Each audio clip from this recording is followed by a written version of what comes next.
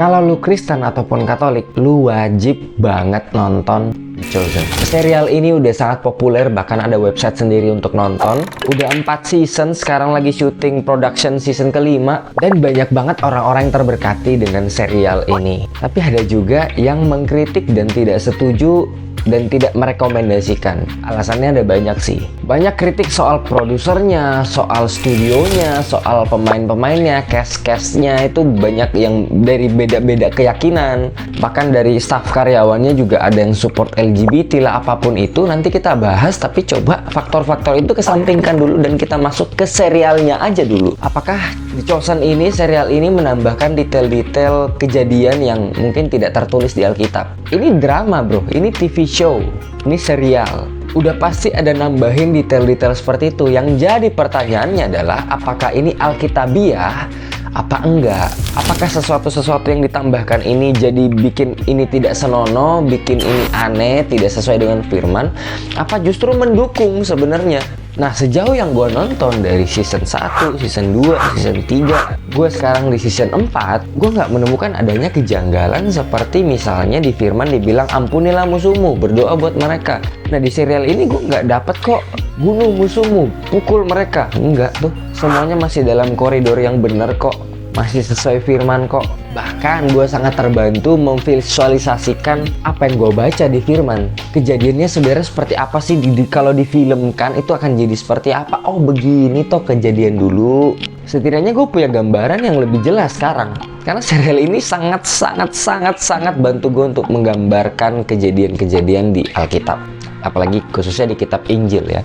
Mau contoh, waktu Petrus bertobat, ini persis sama kok dengan yang di firman. Semalaman dia cari ikan, tidak menemukan ikan. Pagi-paginya dia ketemu sama Tuhan, Tuhan suruh tebarkan lagi jala.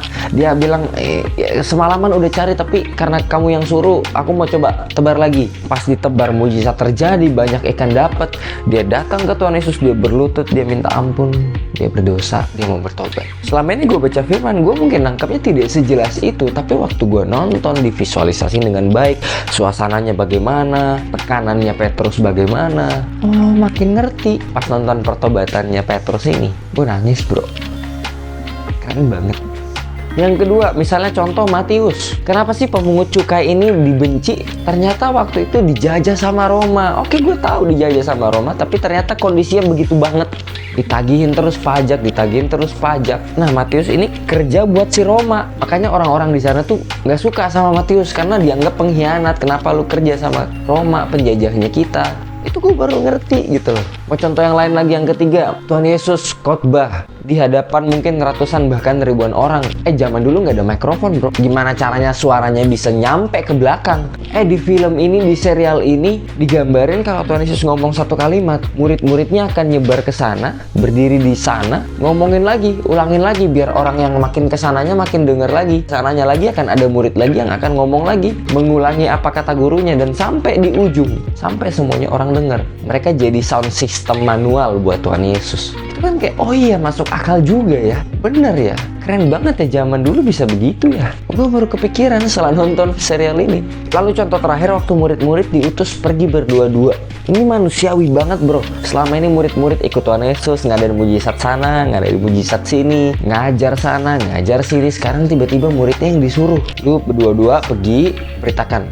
Lu jadi murid gimana tuh? Wah, selama ini kita di carry ya, sekarang kita tiba-tiba disuruh pergi, besok kita harus pergi. Gimana nih overthinking, kepikiran kalau nanti gue doain gak sembuh gimana? Kalau begini gimana? Malam-malamnya murid-muridnya manusiawi banget, mereka kumpul bareng-bareng, mereka sharing satu sama lain. Bro, lu takut gak besok? Iya gue takut banget bro, iya semangat ya kita bro ya. Keren banget, saling encourage satu sama lain, saling nopang satu sama lain, saling mendoain satu sama lain. Ini keren banget dan dibikin sangat realistis. Kayak iya ya, murid-murid juga manusia, mereka nggak bisa kalau nggak ngandelin Tuhan. Oke, cukup ya contohnya. Kalau lu suka, nanti gue buatin satu konten khusus untuk momen-momen yang gue suka banget yang ada di serial ini. Kalau mau komen aja di bawah. Nah, untuk kesimpulannya, apakah gue rekomen ini? Apakah gue bilang wajib di awal itu hanya gimmick? Itu sama sekali nggak gimmick. Gue beneran ngerekomendasiin ini serial yang sangat memberkati gue, dan berharap lu juga bisa dapetin hal yang sama, bahkan lebih. Apakah ada ajaran-ajaran sesat di dalamnya? Sama sekali nggak ada kepikiran